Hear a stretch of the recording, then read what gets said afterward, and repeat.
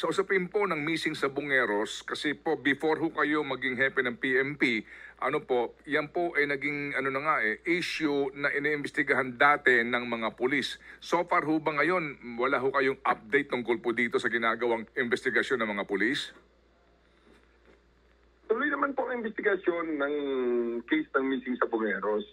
Hindi natin talaga, saka ina-assure ko lang ang public, hindi natin pababayaan ang kaso na yan sapagkat we look for justice dyan sa mga nawawalang mga tao na yan at sa kanilang mga pamilya. Kaya wala tayong sasantuhin naman sa ating mga investigasyon regarding that matter.